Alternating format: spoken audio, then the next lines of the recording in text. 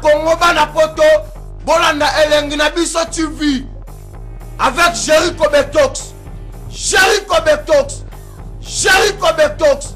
Jericho Betox. Elengi na biso TV. Elengi na biso TV avec Jericho Betox. Y a pas à dire. Pour ça péter, n'oubliez pas que Elengi na biso TV. Jericho Betox. Tiens, minene.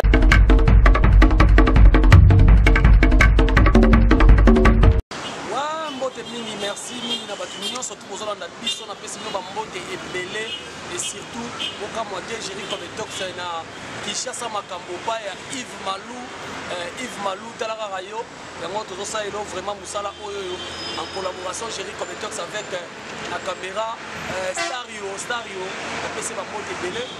Ndenge ezalaka kaka na émission na masolo likolo na yebisaka bino chaque fois bana mike bakota te mpo bakozwa sekali mama alors toza wana mpona kozela bino banews oyo précisement eza na Kinshasa po Kinshasa epeli moto news makasi par rapport ya information ya héritier Watanabe Gogan par rapport ya voyage na ye ya la team Wata oyo tozolo bana minute aza libanda aza na États-Unis na arnaqué peut-être comme na Belgique ya ndenge kaka news ezali mais bandeko na biso na team Wata mobimba oyo bakendaki bazongaki déjà baza na biso na Kinshasa awa y compris na Karim Mokondi concert na ngai jusque là na yambaki Ange Noir oyo alobelaki bino na micro alobaki pe ozwaki ba éclaircissement mususu mais toujours tozo continuer kaka na osala bino musala mais siko nazo na yambeli bino mopanzi sango monene oyo oyokaka ye mpe azalaka mpe la bouche autorisée na bino mpo otunaka ye mpe bainformation apesa bino.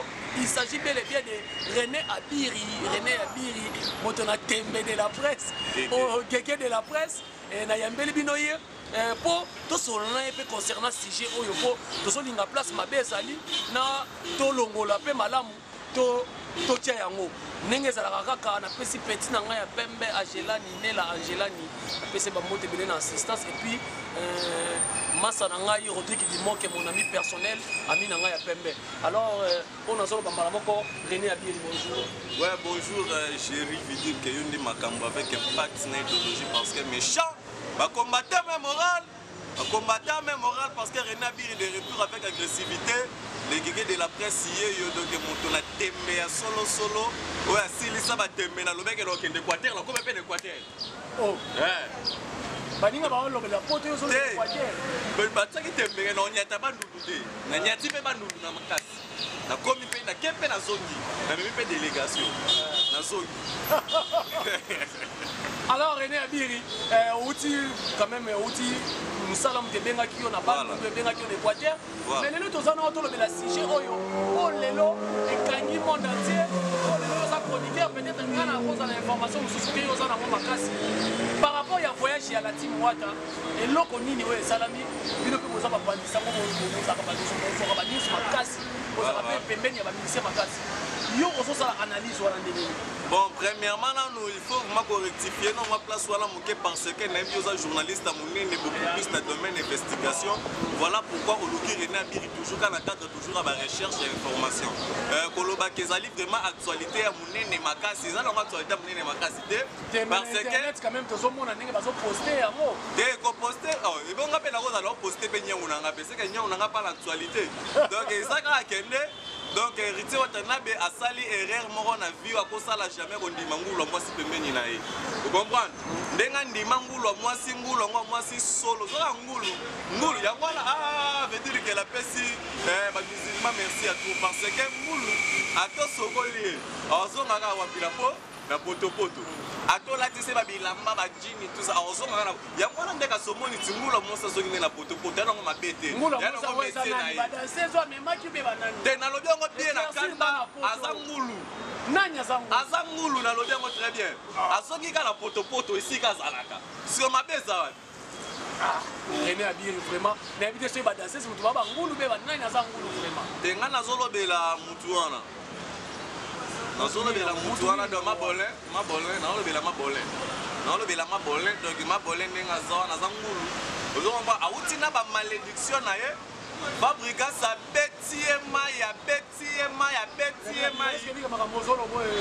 Mais yozo luka journaliste d'investigation. Oye pas chroniqueur à Makasi. Wa banga raté na silisa tembe basami badi banga bakima. Vous comprenez, na bête ba combattant mususu na bête ba combattant o balia mbongo ya mbwa. O balia mbongo mbwa parce que na lobarango toujours so olie mbongo mbwa faut se préparer na mbangu. Voilà. Vous comprenez, le rôle va faire la biso la mususu na uti pote ba Daniel Safouana, ba soi-disant journaliste d'investigation. Vous comprenez parce que nganzambe jéri maramozo non banga nani parce que na banano pesa no mbote comme ça comprendre que non banga non te côté bela zo na nenga kurudi bana yike yo ozana famille moko munene famille moko bazana passeport rouge yango za kateti boy te kozana na passeport diplomatique eza nango synonyme ya kozana na fait vérité ya koloba ba n'importe quoi parce que ngata on a lobaka makambu tala. Est-ce que oyebi ke ya ne loko o nanu salema te na monde uto salema na kata Congo avant notre côté na sisa na makambu ya ngulu mwasi eloko ni mesala na loba tout ça on a pona koyoka yona bato bazola no bayoka oyebi ke Steve Malou na premièrement andoi na ngapo ko bona ngala ka Malou Kalamba mununu wankale le roi Baudouin de Congo na wana ne makumba rena birido ya mwana kwa donc nanu salema te na commission électorale ya monde bakende ko électer mu ko enrôler mutu na ndaku na ye vous comprenez mais ce total bien au remarquer que na Congo ba vieillard tout makasi baza belé tala ka chef de l'état le chef d'état-major Joseph Kabila Kabambe que je salue avec tout le respect que je dois. Sigo mbila morobo ya pamba batindi oya kokanganga. Nako kuwa kwata no siyo. Nakanda. Nako kuwa kwata no siyo. Nana ko ba rolé na ndako. Kisenga, c'est boyo landi information te. Et pourquoi ce fait ba rolé na ndako? Oh. Et bon, ba vieillard à makasi kutu tout le monde a bango ba beta ba 1 mètre à makasi ba ke ko s'enrôler. Ça ne se fait pas.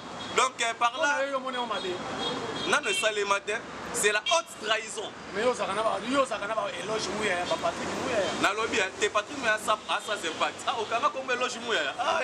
C'est que bo solo la la ya. Ah te a solo la bien éloge muya garçon célèbre. Ya bengara une fois na année. So ka bengyo c'est que Wester Rivimba. Donc éloge muya ya Gotebe le tout puissant. Donc patron des patrons Gauthier Bele, Yebe Motema Malamu collègue Jésus-Christ, Azolanda Bisa Lingara chaîne au gros, et puis Lingara Petro, c'est que non, la délégation de Londres, donna yo pour la carte. Donc Ngoulo moi si ba betiema et pas ya Fabrikas Samemi ba Mpuka et pas héritier Watanabe et puis héritier Watanabe il faut activer la idéologie.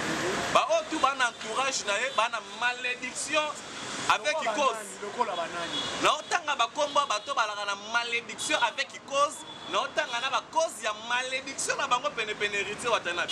Mutu lokola na pacho RFI. Vous comprenez? Alors on infirme. Mutu lokola pacho. Des grands makwanza na banduta comment pacho RFI ke kotisanga na bitumba ya yena na fi wana sans impact na sorola tala na manjilité. Betu wana soki Deborah Bwanga soki be Deborah nani. Betu wana na matika songoli kola Deborah Bwanga. Vous comprenez? Fi moko sans impact sur la mapiata sur longoli sapatu sola mpuka bande konanga bondi melelanga ba chroniquer sa basi bazo soutenir musala na bango ko bima kala ba mibali na bino ya poto ba yaka kin et puis yo tonto olongwa poto oyekin oyeli tala degré mobile outi poto aye na moi parfait ayibi bakaleso moi sina tande na singa aye pa pesi yo publier na Facebook ayibi bakaleso moi sina na poto na singa et puis ba journaliste mususu baza ya mibali et là ozoka misanga ozala pia kozala mutapasi manzambe vraiment pardon te voler basali sunini na kinma na Kishasa makambo bazolanda biso Kishasa makambo avec Yves Malou yoka René Abi azo panza foka ba journaliste muso baina ni babe okoma ozolo bawa mais baina ba malédiction talaka ba site banda ko régner kala est-ce que so pona ngolo fiso régner le quoi de chaîne YouTube même de comment régner chaîne YouTube kutu wapi page na bango nde kutu ba fongola sans impact ozo comprendre le quoi na minute na kata clip wa baya na clip wa ba salarié ba kenda pe ba tika rien quand prêtre César nga debi makambo na zolo ba vous comprenez bato lokola baka songo azalaka na ye moto asimbaka basapatu ya Adolphe Dominguez donc na regretaka ti lelo matika songo weli ne te ke ayelenga babriga falaka ya ye moko mais babi bitumane ezalaki ya yo te kasi te yale yanga te mais baatake ndenga baatake nde star bataka toujours moto ana étoile vous comprenez batakaki yo batake Patiorefi batake Ken Piana batake bino nyonso tu mais babi bitumango ezalaki nango ya yo te bongo azalaki na matiabi René abiki tosolola ne biese te ngala ozala ami na ye te yala bandute ebele mpona nzoto ngaki ezali nani moto afutela ndako ya 40 000 chel dal wana soki okoti na dal wana me okobima na infection te bo ngana okelinga mwasi apoto mpona kene wapi te ngana na mwasi na ngalaka na selembau dosombula epeti chez bango donc vaut mieux kutu biloko epolela likolo batoliki epolela na se otalaka niveau ngane abiri makambo eza somo tozo avancer vraiment tozalaki na besoin d'information c'était makambo ya Héritier Watanabe donc Héritier Watanabe doit faire vraiment très attention parce que kotala lelo omoni bamusicien na biso je pense que bazo comprendre lelo rotier ozo comprendre tala le rôle a fallu pour combien de musiciens comme si bango ba chômeur na vie tala ka niveau combien de gens au bazalaki engagé pour ne pas fallu pour pas na F victime bakomi ba chômeur alongoli bango yoko beta ba featuring na siko bana na siko baliaka tala mwa libanga achende album ya libanda na album ya awa tozaka na bambasi na ba ambazi sans impact à télé dans l'impact parce que à télé à président et puis à musicien donc sinon on même yemoko fallait pour pas elle mara pinchichi ayebi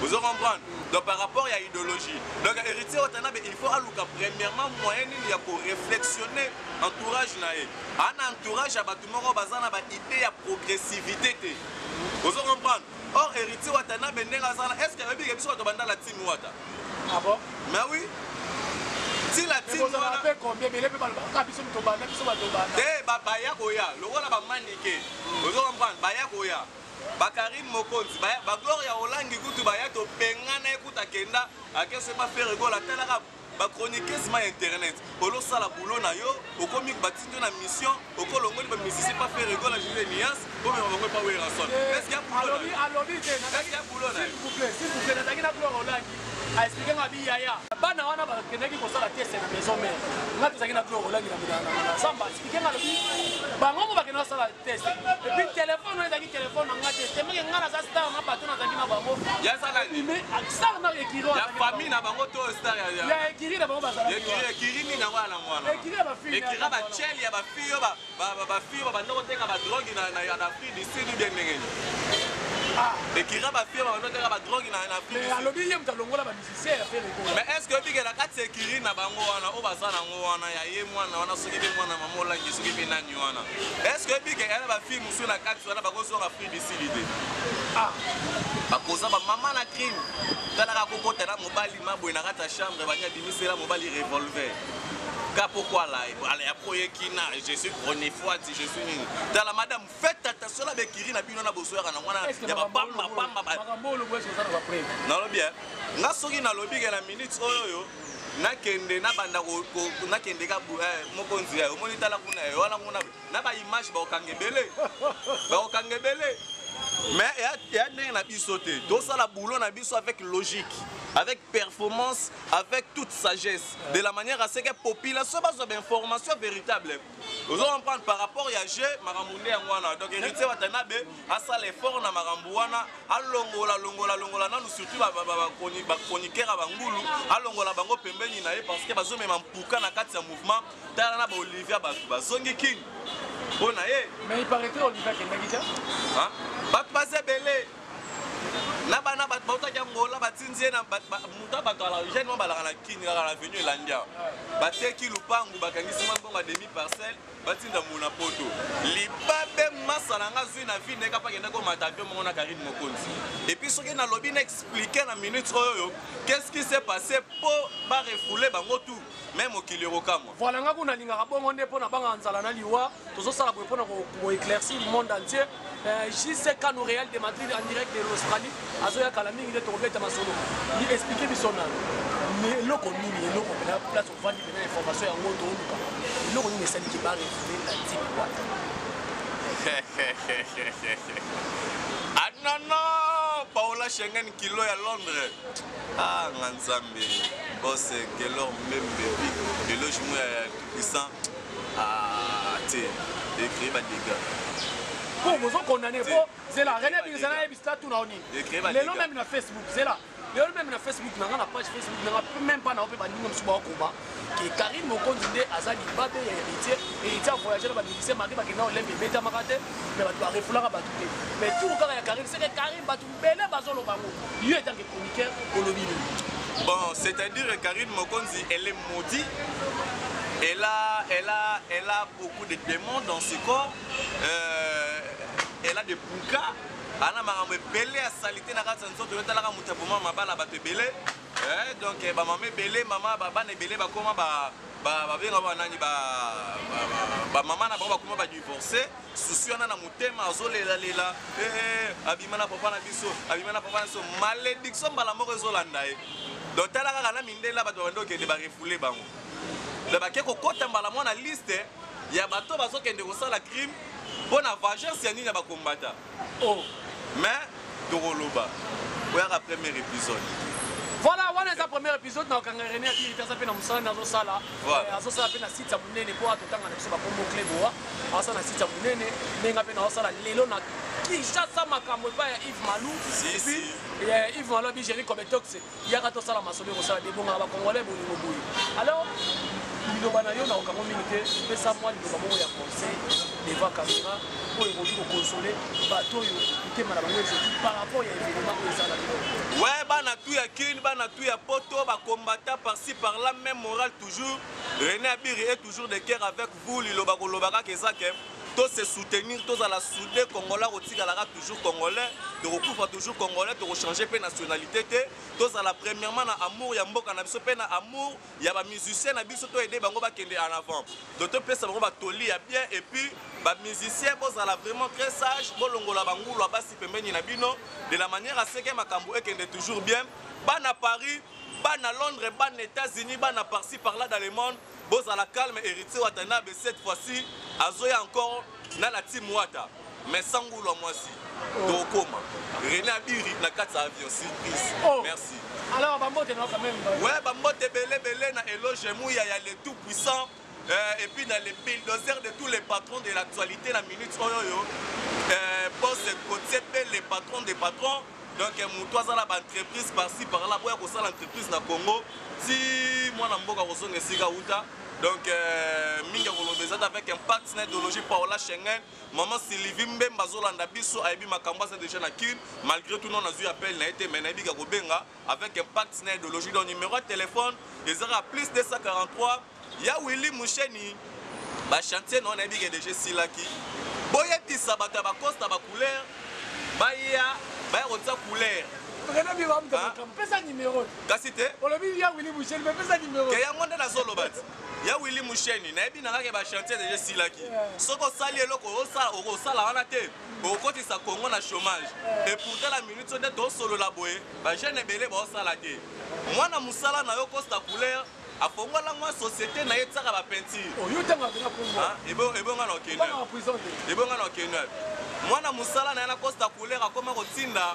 Ba musique ba guitariste ma bandi ça c'est impact ba bimaka bikota ba banga moyo ba finga ya Willy Moucheni mais esa na ngwelo ote esa na ngwelo ote bana banga moyo na ibi bana banga moyo solo ba otu ba telemaka pona koloba na ba caméra ba sans impact vous comprendre ba dans minga kolobeza te ba Willy Moucheni ko kanga motema te pesa ba marcher ba pakolaka ta ba peinture ta na ba porte sa toilette sa WC ouais ça là quand même moi bien donc il y a Willy Moucheni véritable code mondial 81 589 40 36 donc au benginga au finginga na au finga yo au benginga solo nanga bien au solo no pe bien donc toko c'est donc merci na Weranson merci na Kofi Olomide malgré toi ninga mimanga na Angola mais to lobela li angote oh lo ke na Angola to lobela li angote deuxième épisode mais absence ya Cindy Leker na voyage ya Angola.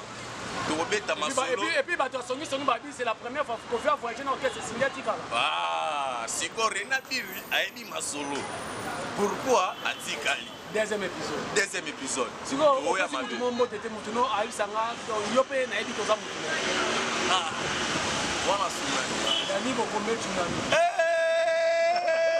on a pas la qualité Dani Tsunami Bokombe Mère Suprême malgré tout bazo kota bipai pour la koluka kotia bacha songi songia kisha sasa kapo mais yo ebite que non la bien to beta dans le solo yo kana bien ka ça la ba face maman batuka mususa la rane na poto na Angleterre ton États-Unis to la Las Vegas kuna ba nini tout ça atinde la copé des fois moi $10 moi $5 na ye parce que yo moi jeune moko boye ya konye fois ça pamba pour que nous sommes maman batu pour kanga na ibakata oh ma ba faire on peut boye bien moi ba misuku ba ko chaba ba misuku tu ba ko chaba lititi na sala ole moi c'est ba taka ba maya basango na lolemu pour asen abumaka mabala ba mama na poto soki mama na poto alongwe poto ayeki tala kaka chroniqueur moko wa na otanga na kombo na ye excisenga te na otanga na kombo na kaka voilà chroniqueur wana mama bato alakani na sibana na poto mama wana yeki na ke kotela mama na maya basango na sala olemu bandeko na ngai mama wana kuna na poto atikaki na mwana bebe ya muke zokaka bato kutu babengi ngai bavoisin ya mare wana yebisa chroniqueur na bino wana alibere mama bato po atiki na mwana bebe libele na nga kutu mwana ngo alinga ngo te talaka de grand niveau bachroniqueur ya internet ya niveau akine bosi kokanga bamama poto na kisi parce que nabetaki tour epa jise katanga poto sala jise katanga émission nakuti tala de grand bafoto ya basi ya poto bakanga bango na kisi la deuxième épisode. Merci beaucoup. Là, c'était René Abir, mon tembele gege de la presse, à Bangarate, à Télémangoui. On a mis la photo, ça, il a mis nos vidéos, et puis tout ça, il a mis nos informations. On a qui chasse Makambo avec Yves Malou, tout ça, la gamme, selon et ça, bien. Maman n'a pas dongo, ma moté, ma fille, tu m'as moi, ça, comédie, oh, yoga, moi, ben, il a fait mon bain la police.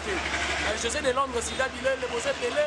Jiseka nu Real de Madrid picho mwambila iwako etu wa makana mashi wa mumenu angata makuta tekela mwanenu uwester nalobia on a chiluba po bato na solo ka bayo kate sala ego sala bien et na pesi ombote bele masa na ngai Rodrigue Dimoke bato boyo kana boka Rodrigue Dimoke depuis akenda poto akola na Allemagne mbala liboso azoya Kinshasa bokomona ye et puis à promettre bino à rejouer moi na Géry Kobetox na film moko donc il ça la kitoko makasi na sepeli makasi na moto asimbelinga caméra artiste ya cinéma bobenga ya mabokete ya cinéma Stario na pese ba mode belé merci beaucoup na image tokuta na mbaleko ya toujours kaka na chaîne oyo bana Congo bana poto bolanda elengi na biso TV avec Géry Kobetox Géry Kobetox elengi na biso TV avec Géry Kobetox y a pas na dire bon ça fait que n'oubliez pas que elengi na biso TV Géry Kobetox tia minene